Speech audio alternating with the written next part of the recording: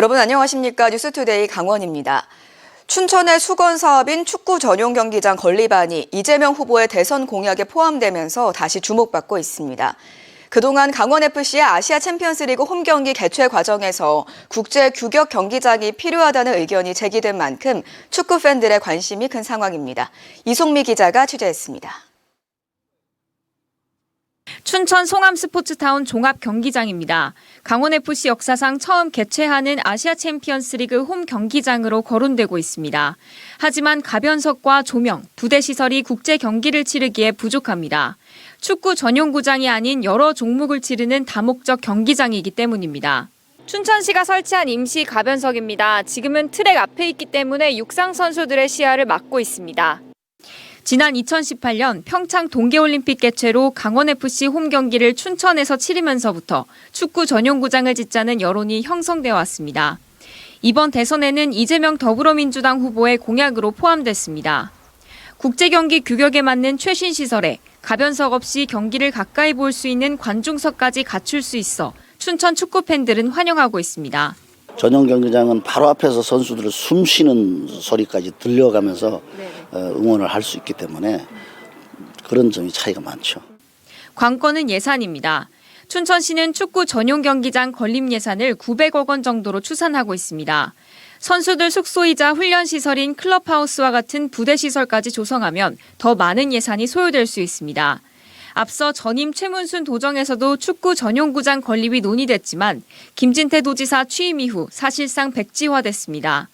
현실적으로는 이제 많은 또 제약과 난관을 극복해야 되고 또 여러 섹터의 도움을 받아야 되는 그런 일이 되겠습니다. 조만간에 거기에 대한 비전을 만들고 춘천시는 축구 전용구장 건립안이 다시 부상한 만큼 조만간 연구 용역 등 실행 계획을 마련하겠다고 밝혔습니다. MBC 뉴스 이송미입니다. 원주시가 세계적인 AI 반도체 기업 엔비디아와 손잡고 원주에 공식 인증 교육센터를 설립해 운영하기로 했습니다. 빠르면 내년부터 교육이 시작될 전망인데 실현을 위한 남은 과제는 무엇인지 윤하은 기자가 짚어봤습니다. 지역의 미래 먹거리로 반도체 산업과 의료기기 디지털 전환에 공을 들이고 있는 원주시. 대만 현지 방문을 마치고 그 성과를 내놓았습니다. 인공지능, 반도체 분야 최선두 기업 엔비디아의 공식 교육센터를 원주에 설립한다는 겁니다. 팀 타이완으로 불리며 대만 반도체 산업의 주축 기업들이자 엔비디아와 특별한 협력 관계를 형성하고 있는 대만 과기대, 아수스, 아이스테이징 등 글로벌 파트너들과 의료기기, 스마트시티 조성 등 다양한 분야에서 기술 교류와 프로젝트를 진행하기로 했습니다.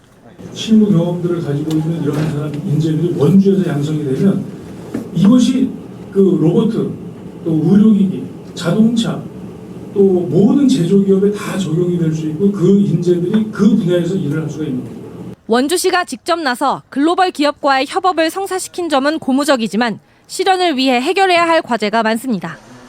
당장 교육장소 마련과 고성능 기자재 구입에만 120억 원의 예산이 필요한데 현재 국비 지원을 위한 정부 부처와의 협의가 진행 중이지만 관련 예산이 올해 안에 국회를 통과할지 여부가 관건입니다.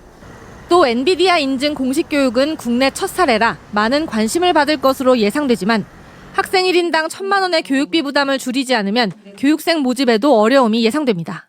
기자재가 굉장히 고가입니다. 예를 들면 그 AI를 구현해야 되기 때문에 대략적인 예산 규모는 맞는데 그것은 이제 저희가 실제 그 교육 더 세부적인 논의를 거쳐서 확정 짓고 그 예산 확보 작업에 나서겠습니다. 딥러닝과 생성형 AI 등의 8시간 단기 교육은 이르면 내년 상반기에, 디지털 트윈과 로보틱스, 헬스케어 등 2달 장기 교육은 내년 하반기에 시작한다는 목표입니다. 한편 올해 착공한 반도체 교육원에서는 반도체 부품과 기계 등 제조기술 위주의 교육을 목적으로 하고 있어 엔비디아 교육센터와는 그 성격과 내용이 완전히 다르다는 것이 원주시의 설명입니다. 아직 시작 단계인 만큼 성급한 낙관도 비관도 이릅니다. 사람이 모이고 기업이 모여 도시와 산업이 살아나는 선순환 구조를 만드는 게 이 사업의 가장 큰 과제이자 또 기대 효과로 보입니다. MBC 뉴스 윤하은입니다. 지난 2022년 굉음을 내며 달리던 자동차가 추락하면서 할머니가 운전하던 차에 타고 있던 손자 이도현 군이 숨지는 사고가 있었는데요. 지난주 1심 소송에서 패소한 유족은 2심을 준비하며 피켓을 들고 거리로 나왔습니다. 보도에 이하라 기자입니다. 지난 2022년 12살 어린이가 숨지고 운전자인 할머니는 크게 다친 강릉 급발진 의심 사고. 고 이도영 군의 아버지가 강릉역 앞에 피켓을 들고 섰습니다. 차량 자체 결함을 입증하려 주행 재연 시험까지 했지만 패소한 1심 판결에 대한 관심을 촉구하기 위해서입니다. 온라인 탄원서 서명 운동도 함께 시작하고 시민들의 관심과 참여를 호소했습니다. 바쁘지 않으시면 QR코드 찍고 전자 서명 동의 좀 부탁드리겠습니다. 네. 감사합니다. 사연을 알고 있는 시민들은 현행 제조물 책임법으로는 소비자가 모든 걸 다해도 패소할 수밖에 없다며 제조물 책임법 개정을 촉구했습니다.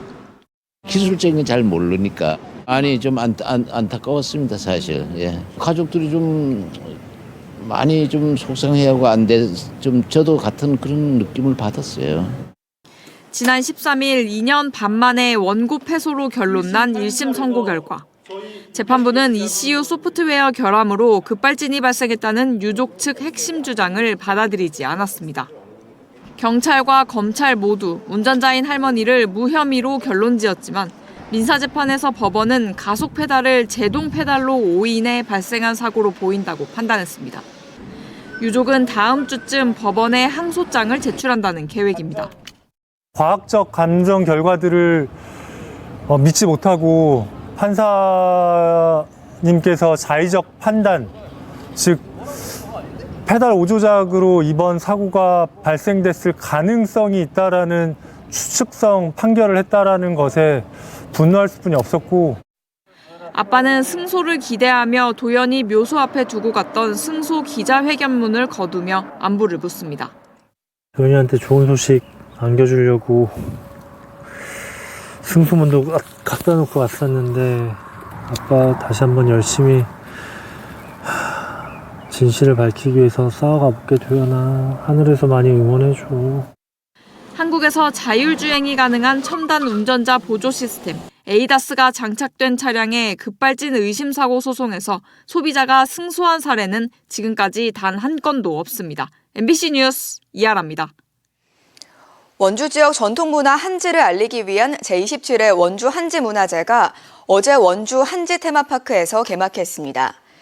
첫날에는 한지 2,000개가 장식된 빛의 계단 점등식과 축하 공연, 시민 모델이 참여하는 한지 패션쇼와 대한민국 한지 대전 시상식이 열렸습니다.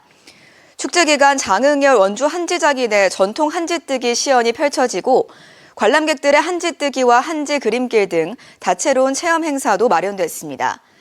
한지문화제는 2023년 문화체육관광부가 주관하는 전국 지역 문화 매력 알리기 프로젝트 로컬 100에 선정된 바 있습니다. 춘천의 고유한 정원 문화를 담은 호수 조각 정원이 2025 서울국제정원 박람회에서 첫 선을 보였습니다.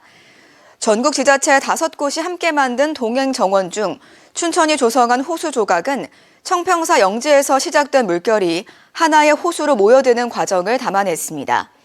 2027년 준공되는 호수 지방정원을 시작으로 도시 전체 정원화를 추진 중인 춘천시는 이번 박람회를 통해 춘천의 정원 문화를 대외적으로 알릴 계획입니다.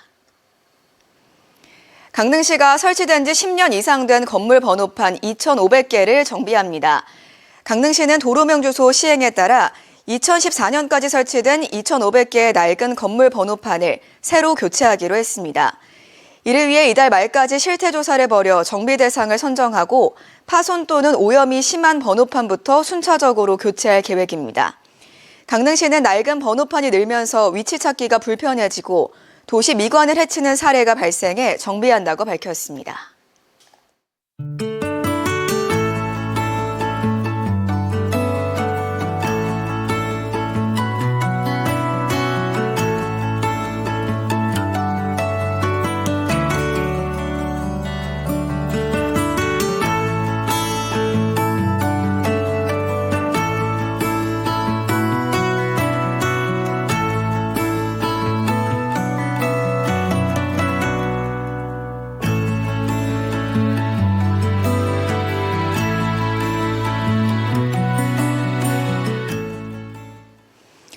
올해 강원도의 지역균형 발전 특별회계 보조금이 전국 9개 도 가운데 유일하게 감소한 것으로 나타났습니다. 나라살림연구소가 2025년도 당초 예산을 기준으로 균특회계 보조금 지역별 배분 현황을 조사한 결과 강원도는 476억 원이 줄어 전국 9개 광역도 가운데 유일하게 감소했습니다. 나머지 8개 도의 경우 전남 2천억 원, 전북 1,400억 원, 경북 1,100억 원, 제주도 600억 원대가 증가하는 등 모두 늘었습니다. 균특회계는 지방분권균형발전법에 따라 정부가 지자체에 보조하는 예산입니다. 강원뉴스 마칩니다. 고맙습니다.